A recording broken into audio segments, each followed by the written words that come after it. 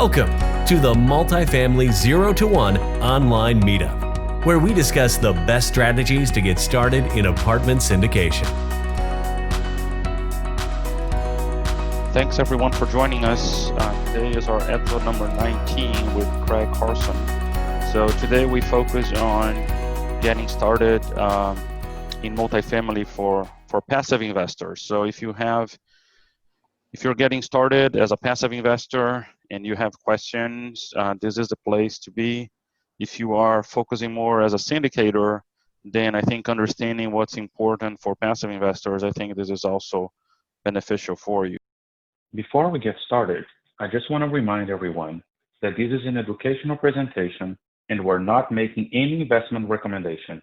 You should always consult with your CPA and attorney for financial and legal advice. So let's just go with some introduction. So again, if you're new here, my name is Marcelo Cazini. My background is in IT and software development. And I'm a local Houston CCIM member with all the CCIM designation trainings. And I'm also a multifamily investor, and I also own and operate my own commercial real estate. And I've also done fix and flips from single family. Hi everybody, this is Claudia Rubio, and I am an architect, and my background is mostly on asset management. Mine from 25 years managing my own assets and then our own assets with Martin.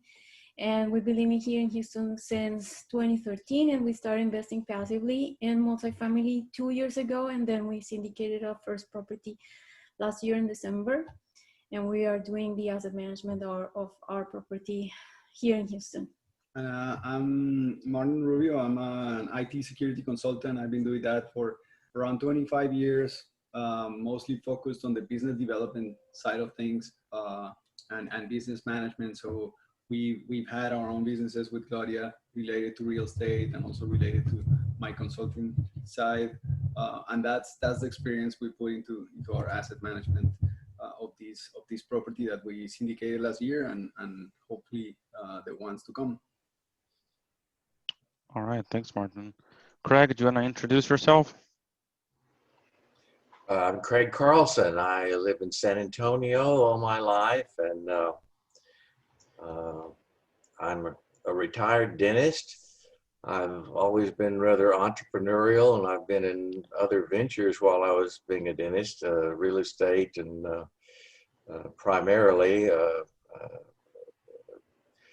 I think you put some of my bio on the introduction to this webinar, so I won't go into that. But I started in multifamily in March of 2019, and saw immediately that that was the right business for me, and so I've jumped in with both feet and signed up for the Sumrock Personal Mentoring, and within 6 months I had sold my dental practice and gone full-time into real estate, multifamily. I had some background. I had some single-family homes in the past, and realized that wasn't for me. That was way too much work, and I kind of like being a business owner. And when you're in multifamily, it's like being, well, if you're a passive, it's easy. There's no work. And if you're a sponsor, well, then it's like being a CEO. All you're doing is the asset management, which means you're managing the property manager. So it's not like you're in there painting the walls and fixing the disposal, which I had done in my single family homes. All right, so Craig, I want to ask you, you just mentioned that you like multifamily because you can be a passive investor and not just take care of the toilets and the tenants, right? But what other things about multifamily attractive to you? Do we have Craig? I don't see him. He's there. Greg, we can't hear you. Or your internet connection. I'm not saying anything. I'm I'm trying to hear the question, Claudia. Yeah, I'm sorry. I think my internet is. Can you hear us now? Yeah, okay, can you hear me now? Okay, Yeah. our internet was breaking up. Go ahead. It's better now? Okay, so no, I wanted to ask you, because you just mentioned you like to be a passive investor because you don't have to take care of the tenants and the toilets and the day-to-day problems. But what else from multifamily attracted to you? Well, the people are in the group that I'm being mentored by, in Sumrock's personal mentoring group, and I hate to be a promoting another group, but I really think they're wonderful. The ecosystem in the Sumrock group are just people I want to be with. I just started in March of last year, and I've already made lifelong friends because there's so many really nice people in there. Another thing about multifamily is, well, I'm doing one, Mike, you can relate to this, house hack right now. We are doing a rehab on one home here in San Antonio, and it's more trouble and more time consuming than all the other 12 deals I've been in, either as a passive or a key principal or as a sponsor. This one thing, it's like gum on the bottom of my shoe. I can't get rid of it. We were supposed to have it done in May, and we're still trying to complete the rehab so we can sell this thing. So anyway, it's just so much easier to be in the multifamily. Other things about multifamily, you get a lot of depreciation, bonus segmental depreciation, especially if you're a real estate professional and can take all of that. That's a huge bonus. I don't know anybody who wants to pay taxes, and that's everybody's biggest expense. So if you can legally minimize that, then how wonderful is that?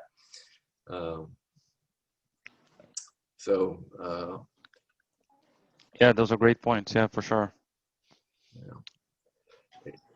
It's like being in multifamily. It's like being a CEO if you're a sponsor, or if you're a passive. It's just like being in the stock market, but you really don't think it can go down, you know. Or if it does go down, you're not going to sell it because you have the proper financing. So it's not as much stress as the stock market. Right. It doesn't have all the ups and downs. Yep. So I was going to ask you on the education side, you mentioned Brad Sumrock ecosystem. Did you reach out to any other ecosystems, or did you reach out to any specific source of information, like books or podcasts or anything like that to help that initial education to get to your first investment? Yeah, to get to my first investment, not my first multifamily investment. I went first to legacy seminars, and that's went to a Rich Dad seminar. I'm sure everybody's familiar with Robert Kiyosaki and Rich Dad, Poor Dad. And I went to one of their seminars and signed up for their platinum package. And after I'd done a seminar or two or three, I realized, well, they're all about single family, and it's really not what I want to do. And so, but I met someone in networking at the Legacy seminar who was one of Brad's students. And so that's how I got in with Brad. And then as far as books or podcasts, I guess the best book I've read about syndication is the best ever apartment syndication book by Joe Fairless. And yeah, that's a pretty good book. Yeah. It's And it's thick, and I think it's $50, but it's got more stuff in it than anything I've ever read. So I thank Joe Fairless for that. By the way, I've invested with him on a deal as a passive. And I love, as far as podcasts, the real estate radio guys. They've been around longer than anybody else on podcasting, as far as I know. And then there's a Multifamily Rock Stars podcast that is new, and Ryan Christopher Nunes, he just delivers tremendous value on that podcast. Did that answer the question? Yeah, for sure. By the way, everybody on here, please, I'm interruptible. Just interrupt me anytime. When you have a question, I'm only here to add value to you. And so please use me for anything you need. Yeah, for sure. Everybody take notes, because Craig is giving us a lot of good information. And I wanted to emphasize, we always ask what sources of education our guests used before, and it's part of realizing that you have to use as many as you can, as many as you need. It's not choose one and stick with that one. It's try to get information from anywhere. And we actually don't endorse any specific group, even though we mostly belong to the Sombra group. We, the sponsors, are part of the Sombra group, but we don't try to push one specific one, because they all have their own advantages and disadvantages, and who better than you to check maybe 2 or 3 of them and then realize what's a better fit for you and where you're going to be able to find that education that you need to get that push to get started. So that's great. That I couldn't agree more. And I've been to I've been to Rod Cleef, and I just mentioned Joe Fairless and Neil Bawa. So, there's lots of different people you can learn from, and they all have a little different way to look at things. So they're all valuable. Yeah. Right. So when you met the group and got the education on your own and with the group and all that, how long did it take you to get to your first investment? How quickly were you able to realize this is one deal that makes me comfortable and I'm gonna put my money in with these people? How long do you think that process was, and what decided you to go with that deal? Well, after I learned what I was doing and how to analyze deals, even though I was a rookie at it, it didn't take long. It took me a month. My first deal I got into as a passive was a month later, because of the networking I was doing. I had a lot of deals come out, and so I got to analyze a lot of deals just right away, boom. And so I got in April of 2019, my first one. Mm-hmm. There were a lot of deals going around back then, not like now, right? Right, but it's picking up now. I'm starting to see quite a few. I got into a new one yesterday, and I'm doing another one. Well, today I was filling out some things for it. I'm going to be an asset manager in a deal here in San Antonio that will come out next week. Wow. Yeah, it's starting to, and they're starting to fly around. Yeah. Can I ask a question? Sure. I have never invested in a passive kind of syndication deal, and I honestly have seen a lot of deals from these guys, Rod Cleef and Bawa, and there's the Good Egg investment, and honestly, it really scares me that these guys charge in and buy multifamily at 5% cap rates, because I'm seeing the destruction in New York where something like COVID hits and no rent is coming in, and then suddenly if you are buying stuff at 5% cap rates, something like this happens, you won't have any money to make to make returns. And all the deals I look at, they're buying at 4.5 cap, 4.75 cap, 4.6, 5. 5 is like on the higher side. I'm looking at people who are saying 4.5, 4.3. How do you guys get over that like I'm really scared. I mean, I can't pull the trigger. How do you overcome that? Where are you looking at these deals? What market are you looking at? So Neil Bawa has a deal going on in Houston.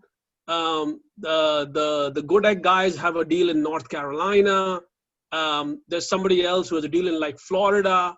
All these Caliph warriors and Cruise warrior. I mean, there are all these warriors and group guys. And I'm not a warrior or anything. I look at the thing and I'm like really scared. 4%, 4.5%, 5%.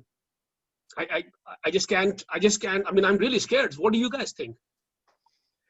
Well, the deal that I'm going to be in, that we're presenting next week in San Antonio, it's at 7%. So 7 is better than 5. I believe that. Yeah, well, I think it depends also on how the property is being managed, right? You look at the cap rates based on the performance right now. So when a broker tells you the cap rate, it's just a perspective on how the property is being managed. So there might be a reason why a cap rate of 4 means it's making 4% on the return if you buy it all cash, right? Right. So if it's making only 4%, there might be reasons, and you might be an educated enough syndicator to figure out how to bring that up. Now, if you're not in that space, or if the reasons for that cap rate being so low is something that you cannot change, maybe the demographics, maybe the location of the property, the age of the property. If it's something like that, then yeah, for sure it's going to be risky. And I wouldn't invest with someone who's done it before, who hasn't done it before.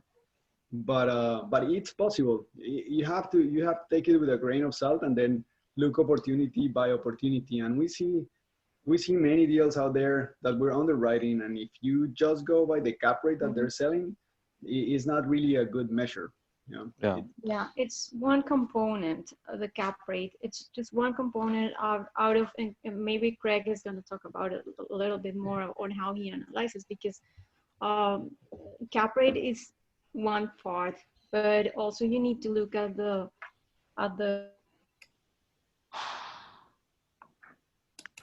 Hey, Claudia, we can't hear you anymore. Oh, sorry.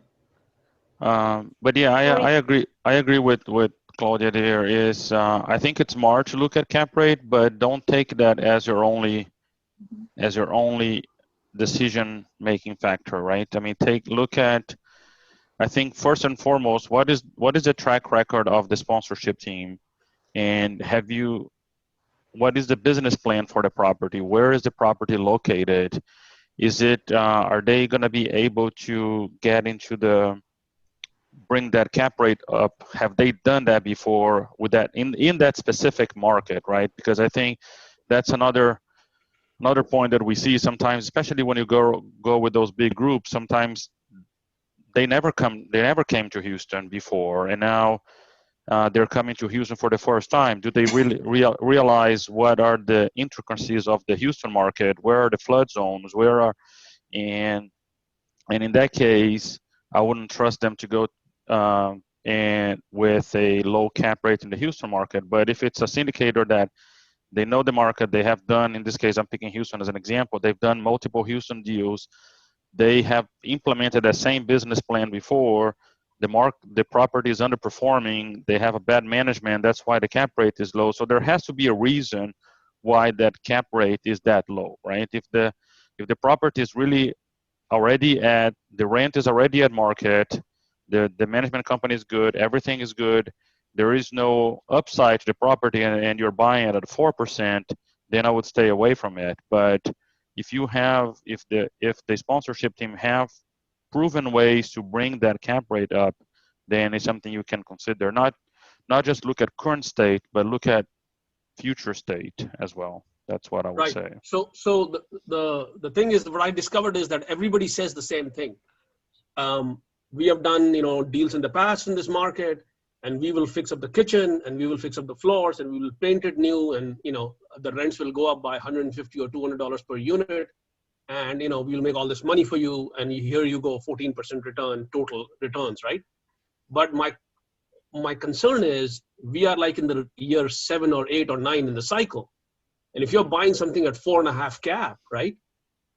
I mean, how do you guys think about it? Do you think that what returns, is there an absolute benchmark you look at when you say I need to look at least total returns of in the teens or high teens or low teens, or how do you handicap it? Like, how do you overcome that fear that this is I mean, I'm looking at properties which are 98% occupied, so occupancy is not a problem. And pictures look very nice, but then they say, oh, we'll fix the kitchen and the bathroom and paint it, and it's $15,000 per door, and we have been very successful, and all that might be true. The question is, how are you investing? You think that 4 cap can become 3.5 cap? In 5 years, 7 years, 8 years out? I mean, all the business plans are 5 years plus. Right. So I think the standard cap rate we look at is around 5.5% around the nation. We try to stay very conservatively close to that number, and then adjust. Can you say that again? I missed all that. It's breaking up, Morgan, coming from you.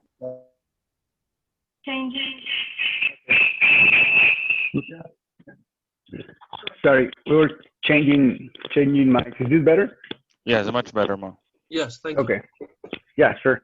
So the standard we try to look for is in the US, the average cap rate is 5.5. So everything should start at that point, and then we adjust based on location, demographics, and then finally financials of the property. So we take all of those variables into consideration to look at the cap rate. And then you have to also take into consideration that to become a really effective passive investor, in the end, you have to become a really good underwriter. Almost as good as if you were going to buy it yourself and you were going to do a syndication, or you were going to buy it for your own investment. So you need to understand a lot of variables. And sometimes those rehab packages that everyone talks about, we're going to change the bathrooms, we're going to change the kitchen, the lighting, all of that stuff, it works in some markets. It doesn't work in all markets. So you also have to be educated enough to know which one's going to work where, right? For example, we have our property here in Houston. It's a really nice B minus property, and we're improving the kitchens a lot, but we know we're not going to put granite countertops in there, right? And we see deals in which they offer to put granite countertops, and that's going to bring the rent up by $150. We know in our market, they won't pay for that. So you have to, as a passive investor, even though you're just putting your money in the investment, it's good for you to research a little bit about that specific property, that specific area, the demographics, the median income, how much do you think a renter is going to be able to pay there? What are the properties nearby offering? What's the demand and the offer in properties similar to that? Because we as indicators, we look very much at the price per square footage, and it might be 2 properties right in front of the other one. This one is $1 per square unit, and the one in front is $1.10. But the renter is not looking at how much they're paying per square foot, right? They're looking at which one looks nicer, which one's my kid gonna be more comfortable at, where the amenities, which one we can pay for, which one are the amenities more aligned to what we want. So you also have to look at that from the renter's perspective and see if you're gonna be able to compete effectively and efficiently with those other properties in the same market, right? Yeah. That's the only way you're gonna be able to achieve those projections. So, yeah, I would definitely do my own, to add to that, I would definitely do my own due diligence on the business plan, right? So if, like you're saying, you see a lot of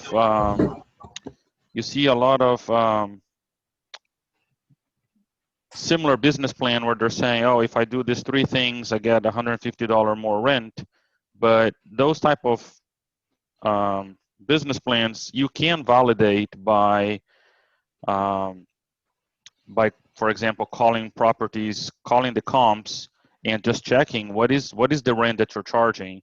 and why are you charging that rent? And then if your property is already at market rent, then you can start questioning, is that business plan just by revamping the kitchen, how are they going to get $150 more given that they are already at market rent? I mean, I see a lot of properties that when you get into when you validate the rents that the brokers are telling you, it's already at comp rate, and so that's something you can validate. But let's give Craig an opportunity to. Craig, I think on the chat there, a few people are asking. Maybe you can talk about how you pick your 12 investments and how are they performing, and how you overcome the fear of, are they going to perform? Yeah, the 12 deals I got into last year, the cap rate going in was 5.3, and the reversion cap that we underwrote averaged 7. And you know, there's a formula in what you do. You improve the units, you fix the kitchens up, you fix the bathrooms up. That's just how the business runs. And so you have to analyze every deal. Now, how I look at a deal, first thing I look at is the sponsors. And do I like the sponsors? Because I don't want to do business with somebody I don't like. If somebody's a jerk, I'm not going to play with them, you know. So if I like the sponsors, then I want to ask them what their track record is, how many deals they've gone full cycle, what did they return to their investors, you know, was it in the same market, you know. So I want to make sure they're experienced. I don't really want to go with somebody doing their first deal. And so anyway, I'm going to look at the sponsor team first, and then I'm going to look at the deal. I'm going to underwrite the deal and see if it makes sense, and look at the business plan. And yeah, well, if you put in covered parking, is that, you know, what's that going to do? And if the rents are $100 under market, then it seems simple that you could raise the rent somewhat. Now, if the rents are at the top of the market, no, it's not going to work, and you're going to have to hope for appreciation, and I don't buy on hope. So you got to analyze the deal, and then thirdly, I'll look at the market. Like, I'm not buying in California, I'm not buying in New York, I'm not buying in New Jersey, or these states that are not business friendly. So you got to go where you want to go with the flow. You don't want to go against the flow. So I don't go in fearful, and maybe I should have more fear, but I can see how this will work when I go into a deal. Now, the best cap rate I bought at last year was at 8%. Well, guess which is the only property that hasn't cash flow since last year? The one I got at the best cap rate, 8%, because it was a C-, and they had to put a lot of CapEx into it, and they had to completely change out the tenant base and change the whole culture of the property. And so now it's 98%, and it's cash flowing, and it's doing wonderful. But it's the only one that hasn't made any distributions of those 12. And by the way, it's all the others are doing well, but about half of them have suspended distributions because of COVID, and they don't want to be caught short on cash, and I'm all for that. I would rather they protect my cash, the money I put in. I'm more worried about that than the return on the investment. I want the return of the investment. So they are accumulating cash, and even the property where I'm a sponsor in Fort Worth, we just now started distributions again. But we've just been building up the cash reserve by not doing distributions because, you know, remember when COVID came up, oh my God, is anybody going to pay their rent in March? Is anybody going to pay in April? Then we worried about June. Then we worried about July. Then we worried about August. Well, in August, we're at 101% collection. So, I mean, I'm tired of worrying, and I'm glad we're starting to get distributions going again from well, the majority of the 12 deals that I'm in. So Craig, can you comment on a couple questions? Was one, are your passive deals meeting pro forma and your cash on cash return over 12 months? Well, because of COVID and the suspension, no, they're not doing what the pro forma said. But I mean, how could you do a pro forma and include COVID in it? You didn't know what was going to go on. But nobody has. I'm not in trouble. I'm just, they're holding my money for me, and I'm fine. But I can't tell you my cash on cash return because they've suspended distributions in many cases. I'm not worried, but you know, I just can't give you a number or a percentage at this point. All right, fair enough. So does that answer some of your concerns there, BA? Sure. I mean, you know, what he's saying makes a lot of sense, but still doesn't, essentially I need to figure out how to get the deals which are at 5.5 and 6 so that you feel more comfortable, so that even if it stops, you'll still, you know, there's some parachute there, right? If you are at 4, you're going to get blown out. I mean, there's no, you know, there's a hotel in Houston, there's a Hilton, which is auctioning right now. It's 76,000 square feet space, and the auction of the note is happening. The note is 10.5 million. That thing is not going to sell above 7. No. You cannot talk about hotels and multifamily apartments. Right. I agree. Different animals. Yeah. No, I mean, so everyone said the good points. Can you guys hear me? Yep. That hotel is not cash flowing, and your apartments are cash flowing. So you're no, but not if the rent is not coming in. It's the same situation, no. No, if they're, I look at the collections every month on every property, and the accumulating cash, and there's no collections in hotels, and there's no cash being accumulated. So, you know, you're just. Yeah, I agree with Craig, and totally both are the different industries, right? No one is even going to the hotel because of the COVID. So coming to your point, BA, I'm say everyone said the good points here. One more point, like how I look at is like a cap rate. I mean, say it's a good pointer, but just like everyone said, like that is not the only thing. You need to look at the cost of the capital as well, right? I mean, say the mortgage. So if you're getting it, you need to see like the mortgages are also historically low right now. So if you're getting a mortgage like at 2.8, 2.9, and you're getting the cap rate at 4.7, 4.8, 4.9, so you're still having a 200 basis point of spread in which you can make a ton of cash over there, cash and cash. So that is also a one way of to look at the deals and how the definitely the track record of the sponsor.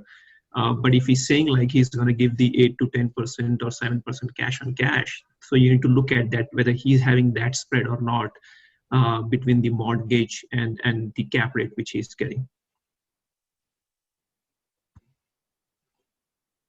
Yeah, good point, Manish.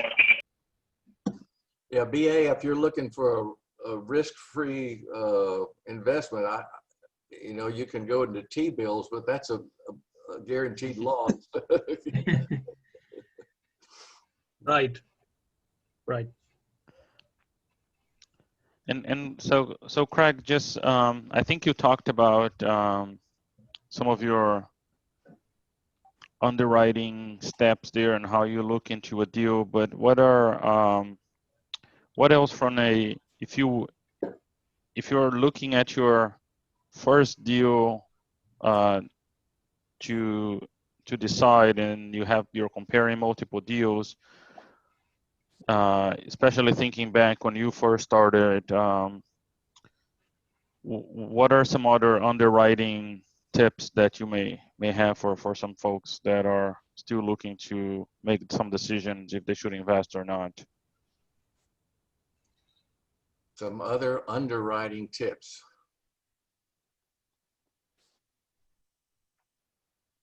Or have we talked about all your you feel like we talked enough about your criteria about on deciding to invest?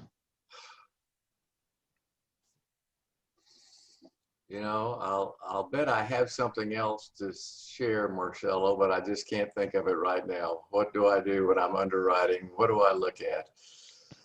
So let's look at, for example, expense and revenue as an example. Are there any indicators that causes you to be suspicious, for example, in terms of, hey, I can increase this much revenue, I can decrease this much expense? Is there anything from a revenue and expense perspective that will cause a red flag for you in terms of deciding to invest? Well, I tell you what, I look at what the property management team thinks as far as what the expenses are. The one we're going to bring out next week, there's an out-of-town owner, out-of-state owner, and he's got,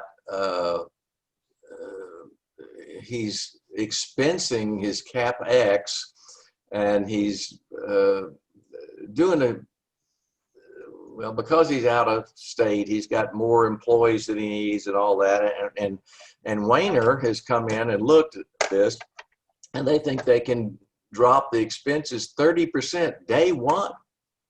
And he's got, you know, old plumbing and 60s plumbing and toilets, and the SAS people say they can drop the water bill 30%, and we will have a ROI, or we'll pay that off in 16 months. And so, you know, high expenses, wonderful. That getting those down adds immediately to your NOI, and then raising the rents because the rents are below market, just the other side of the coin.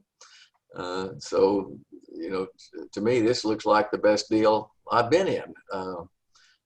As far as red flags, yeah, if somebody's bringing out a deal that where the expenses are in line with averages, and saying they can cut expenses, well, I don't know that I'm going to go for that. And if the rents are already at the top of the market and they're saying they can raise the rents, well, you're kind of betting on the come there. And so I'm not comfortable with that. So I want to see a little something on both sides where I can, and then of course, improving the property with amenities and seeing cash flow from covered parking or from whatever. You just have to look at the whole ball of wax and take it as a whole and see if it makes sense. If it doesn't make sense, if there's promising pie in the sky, well, no thank you. Yep, good point. Craig, to follow up with that question, what about the sponsors' compensations and the fees? Are there any red flags for you on that side? You know, it depends on the sponsors again. If they've done it over and over again, I'll go with them as long as they've performed. I have one deal with Joe Fairless, and he's 70-30. And so that's the only one. Everyone else is 80-20 or 78-8 or 82-18 or, you know, something around 80-20. But Fairless has been paying off monthly like a slot machine. So I was a little worried about the 70-30, but because of my experience with him, and I've talked to him personally and read his book, so I went with him on one deal. And by the way, he was the only one that didn't suspend distributions during COVID. Wow. Yeah, so I was happy with that. Yeah, that's a balance, right? He's making a balance between his compensation and what he's giving you. Okay, so I wanted to ask you, with your experience today, Craig, is there anything that you will have done different?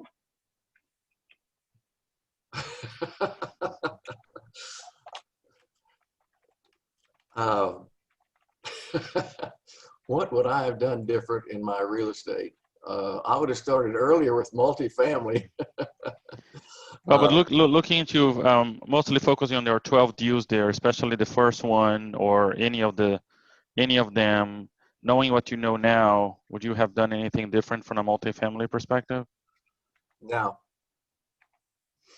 And I had dodged a few bullets, I think, not getting into deals with sponsors that may have had an integrity problem. You know, I can't be sure, but there was just something that didn't smell right. They would say one thing and then say something else. So, you know, it's just common sense. You know, if you don't think you can trust somebody, well, you don't want to get in bed with them and do a deal with them. So that's something I did right, not getting into those deals. I'm sure I made many mistakes, but I can't see them now. I'm happy with all the assets I'm in. I'm happy with all the sponsors I'm with. You know, I just think it's a wonderful business. Awesome, awesome. So on the property side, on the physical characteristics of the property, are there any deal killers for you? Any things that you will say, I'm not going to invest in that specific asset? I'm sorry, Claudia, I didn't understand the question. You didn't understand the question? So in the property side, let's say characteristics of the property, physical characteristics that might be deal killers for you.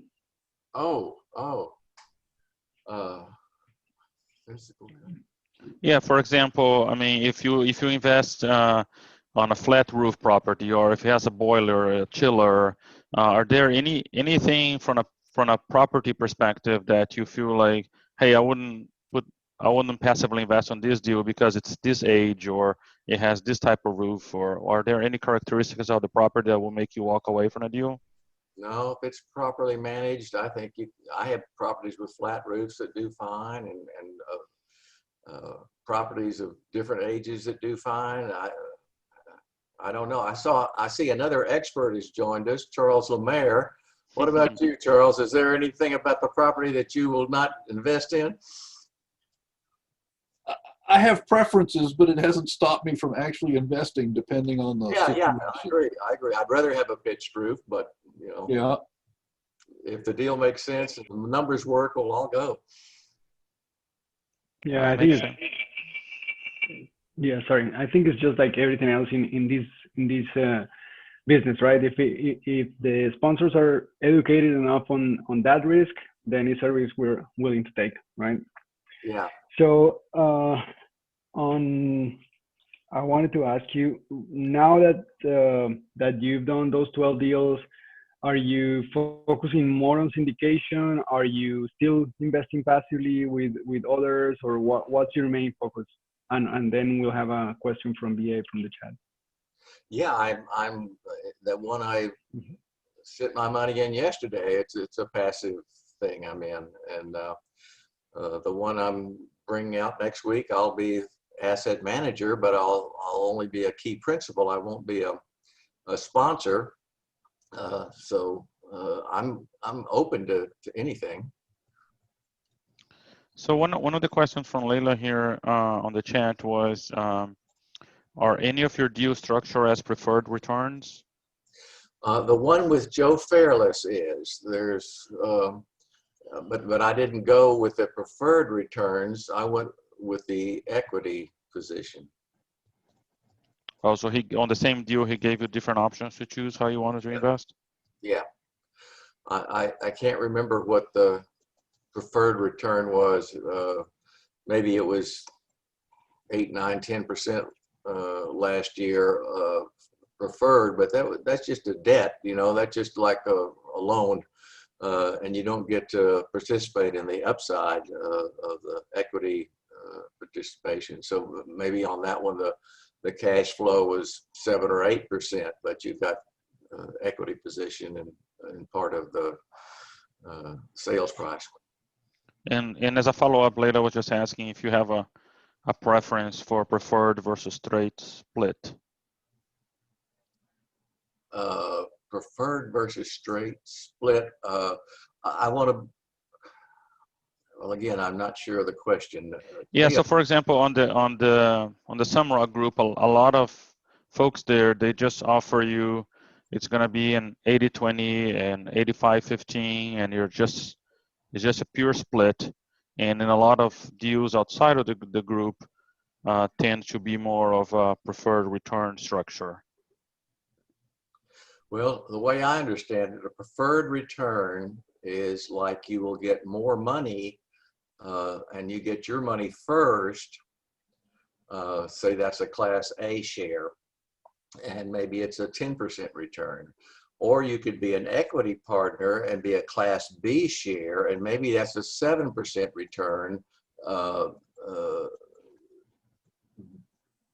But at the sale, you get part of the proceeds of the sale. So the Class A preferred return only gets 10% no matter what they sell it for. But the Class B gets 7% plus any increase in the value of the property at sale. Tell me, Charles, what do you think? There are equity deals that have preferred returns. Mm-hmm. They structure them a different way. You're right. If it's a debt deal, it would have, quote, a preferred return because they're paying you your bond price, so to speak.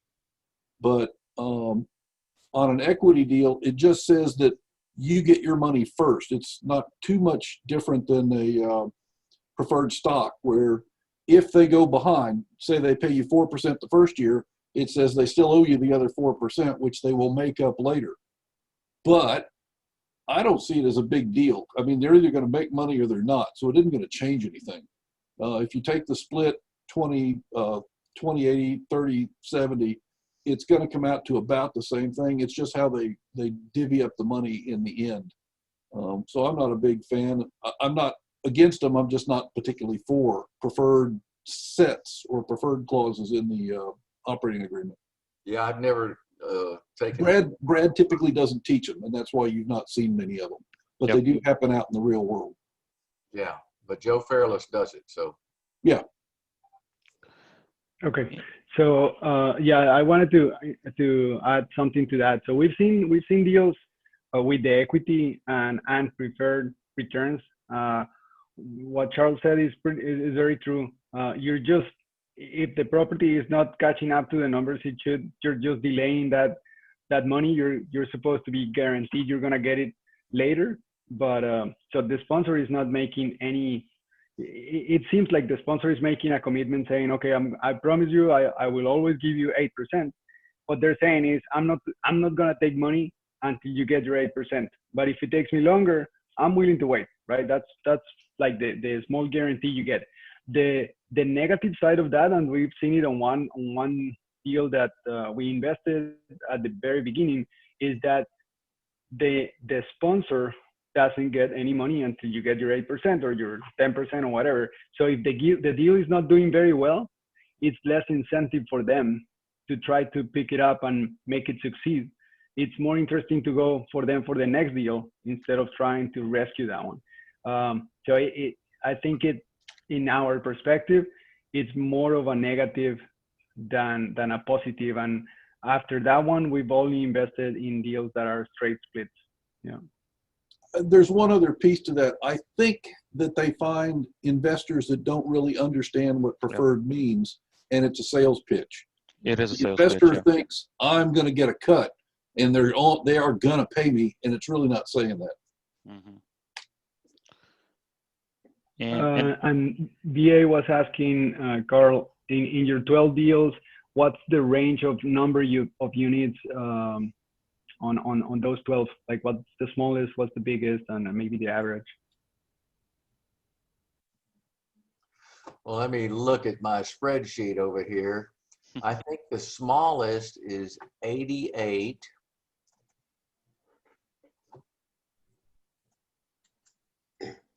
And the largest is 529. Wow, that's pretty big. Yeah. So, and the average, let me get the average.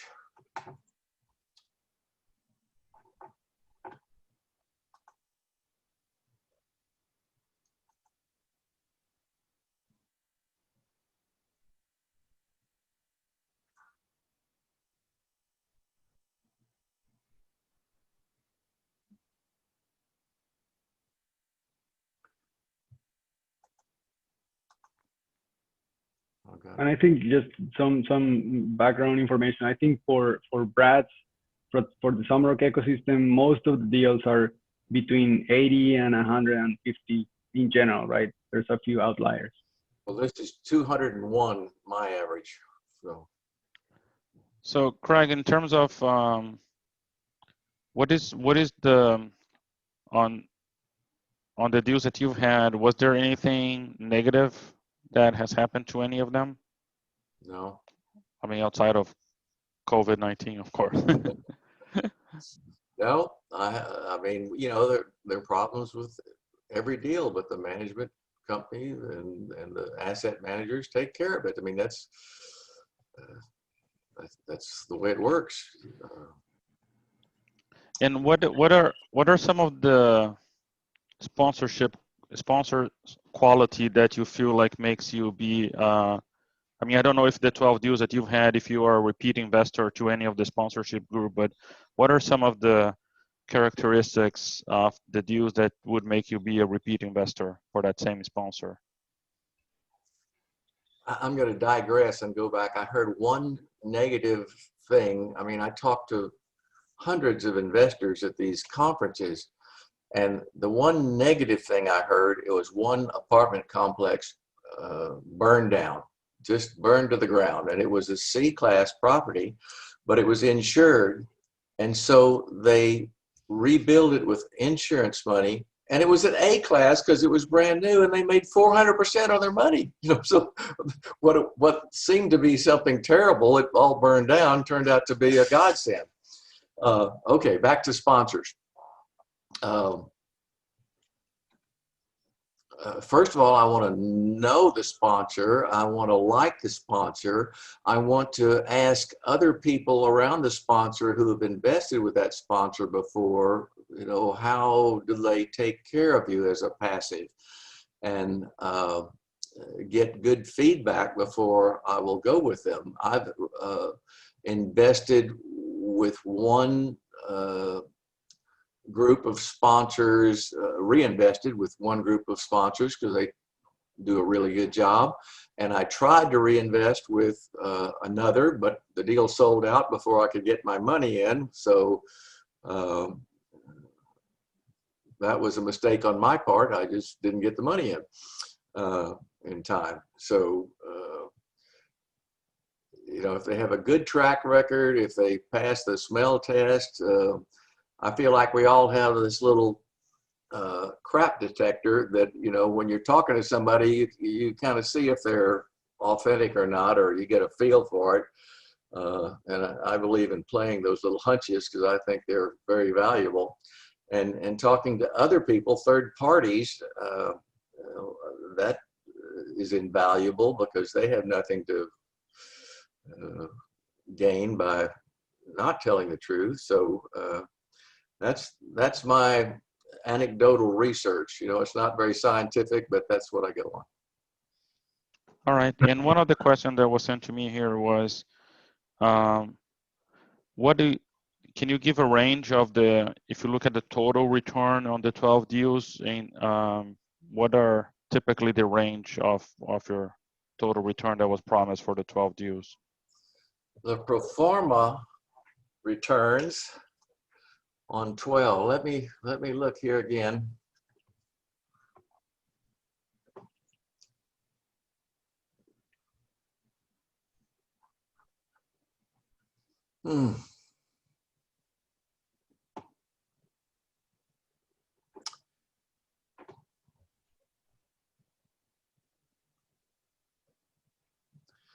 Well, the cash flow on the 12 deals, the first year, the percentage was 7%. Year 2, pro forma was 7.4%. Year 3, 7.5. Year 4. But you have I think the question was more from the total return. Do you have a total? I mean, are they giving you? No, a lot of the deals last year were talking about an 80% over 5 years. Is that typically what you've seen, or? Okay. The average is 81%. 81% over 5 years. Yeah. Okay. And one question from Charles here was, I think he wanted you to elaborate on being a KP and asset management. Charles, did you have anything specific about that question? I thought I overheard that he was on his next deal going to be a KP, not a sponsor, but also going to end up being the asset manager. And I may have misheard that, but I thought he said that. You said that. You heard it right, Charles. So there was a problem. They asked me to be a sponsor, but I'm in Brad's deal box, and they hadn't done this deal. They had not used, they've used their own broker, and they had nothing to do with Brad's deal box. And so if I had become a sponsor, I would have been costing, you know, whatever the flat fee is, $50,000 or more. And so one of the prime things I want to be is I want to be classified as a real estate professional with enough material participation hours. And so this will give me material participation hours by being part of the management team. I'm sure this will take you 751 hours to manage per year. No, it will take me 500 hours. That's what you need in material participation. 750 is to be a real estate professional. Okay. But you have to have 500 hours hands-on, so to speak. And with my other sponsorship and with this albatross of a flip that I'm doing, and with the new deal coming up, I'll have more than 500 hours. But that's only useful if you have tax write-offs, right? That, when you say only used, I mean, how important is it to you to not pay any taxes? So Craig, just to add the question there. So for example, if someone is fully passive investor, he's not doing any flip or no sponsor or no KP, he's totally a passive investor. So he's not on W-2, so he still qualify for that full state real estate professional. Can he show? No, a real estate professional. By the way, my last year in 2019, I was a dentist, but I only worked 3 days a week, and then at the end of the year, 2 days a week. So I was able to qualify as a real estate professional by spending more hours on real estate, 750 hours on real estate, and not that many hours as a dentist. And so as a real estate professional, if you have 500 hours of material participation in real estate, then you can write off every passive investment, all the bonus segmental depreciation from everything. And so last year when I sold my practice, I had a huge capital gains from that. I worked all year, so I had my ordinary income. And anyway, I made twice as much money as I ever have, and I paid half the taxes that I ever did. Legally. Yeah, please consult your CPA, and we'll bring a CPA in a future episode to talk about that, because it's a subject that it's open to interpretation, and every CPA we talk to has a slightly different opinion. But the basics are those. You need to be 750 hours. Some of those need to be active. You cannot be fully passive. I have memorized IRS Regulation 925, and I have it highlighted, and it's 5, 6, and 10 that speak to those things. So my CPA, when I was a dentist, he told me I couldn't do that. So I went to 2 other CPAs who were real estate CPAs and very knowledgeable in real estate. And they said, sure, you can do it. And so I did it.